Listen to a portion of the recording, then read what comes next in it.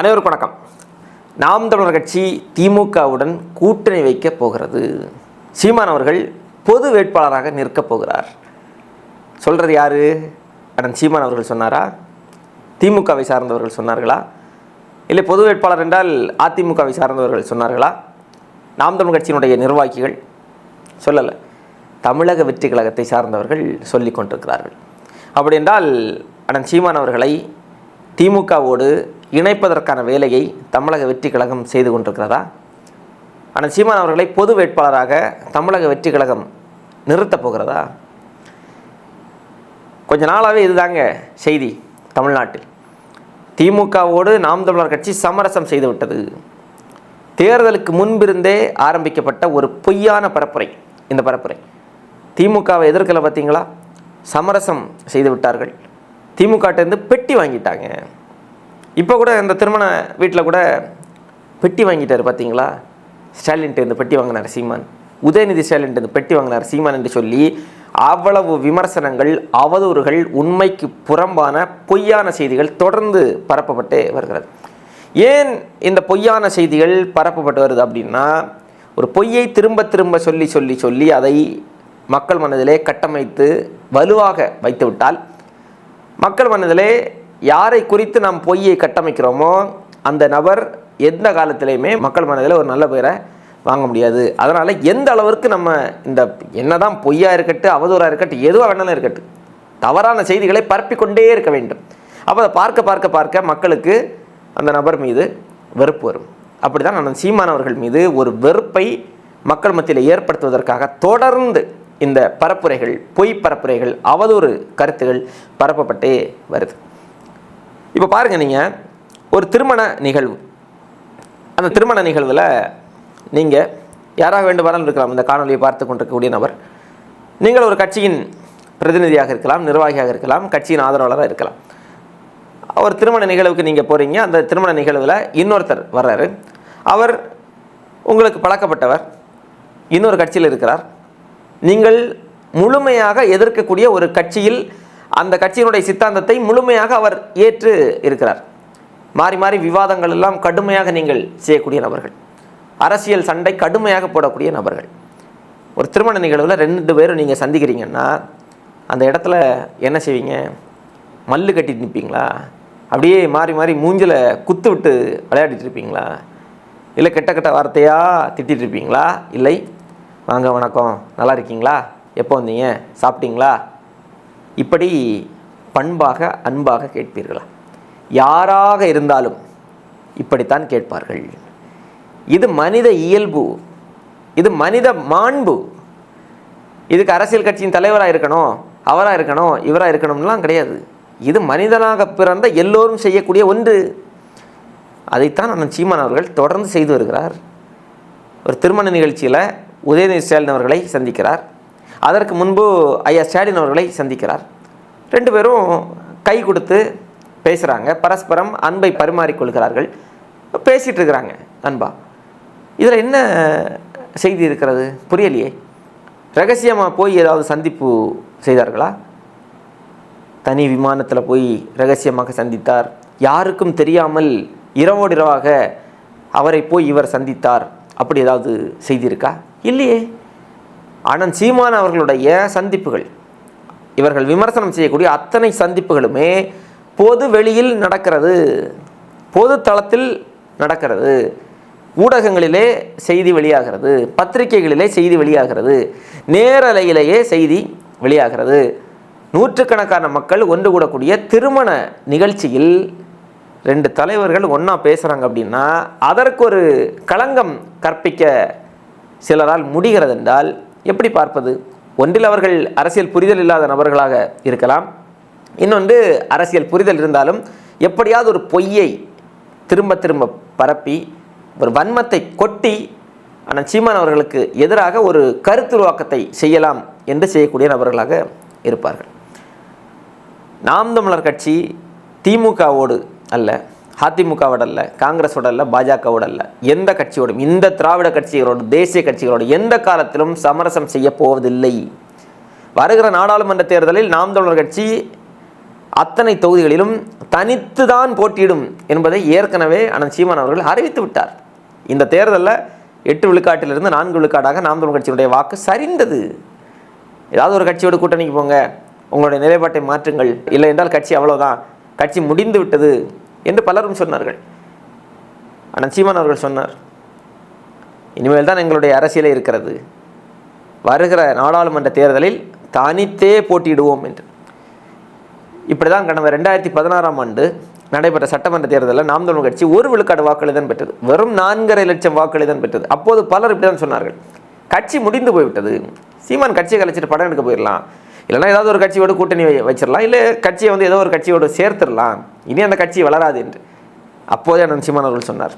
இப்போ தானே ஆரம்பிச்சிருக்கிறோம், போக போகத்தான் எங்களுடைய அரசியலை பார்ப்பீர்கள், இனி வருகிற அத்தனை தேர்தலிலும் தனித்தே போட்டிடுவோம் என்று சொல்லி தான் 1 4 4 7 7 8.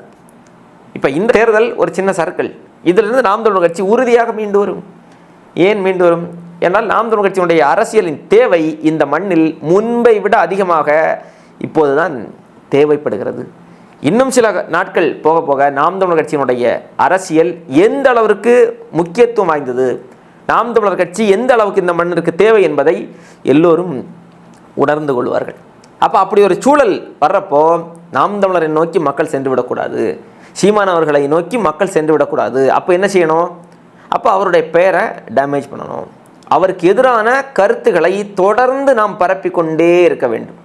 சின்ன சின்ன காணொலிகளாக வெட்டி ஒட்டி பரப்பி பரப்பி பரப்பி, சீமானா அவர் மாற்றி மாற்றி பேசுகிறவர், சீமானா அவர் திமுகவோட கூட்டணியில் இருக்கிறவர், சீமானா அவர் அவற்றிலிருந்து காசு வாங்கிட்டார், அவர் இப்படி இவற்றிலிருந்து காசு வாங்கிட்டார் என்று ஒரு பொய்யை திரும்ப திரும்ப பரப்பி பரப்பி பரப்பி அதை உண்மை போன்று கட்டமைக்க வேண்டும். அந்த வேலை தான் இங்கே நடந்து கொண்டிருக்கிறது. ஆனால் சீமான் அவர்கள் எப்போதுமே சொல்லுவார், நாம் தமிழர் கட்சியினரிடம் கூட அடிக்கடி அவர் சொல்வதுண்டு, அரசியல் நிலைப்பாடு என்பது வேறு. அரசியல் ரீதியாக நம்ம அவர்களை எதிர்ப்போம், யாராக வேண்டுமானாலும் இருக்கலாம், எதிர்தரப்பில் இருக்கக்கூடிய நபர்கள் எதிர்ப்போம், கடுமையான விமர்சனங்களை செய்வோம். ஆனால் தனி மனித உறவு என்பது வேறு.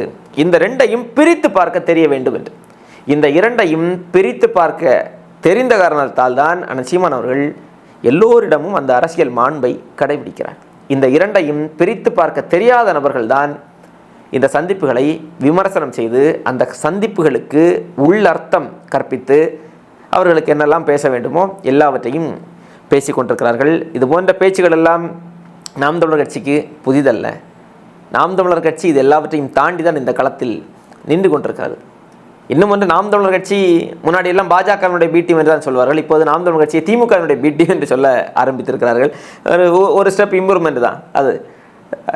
நாம் தமிழர் கட்சி திமுகவுடைய பி டீமா, திமுகவை எதிர்க்காதா என்றால், நாம் தமிழர் கட்சி ஆரம்பிக்கப்பட்ட காலகட்டத்தில் திமுகவை எந்த அளவுக்கு கடுமையாக எதிர்த்து அரசியல் செய்தது அப்படிங்கிறது பலருக்கு தெரிய வாய்ப்பு இருக்காது.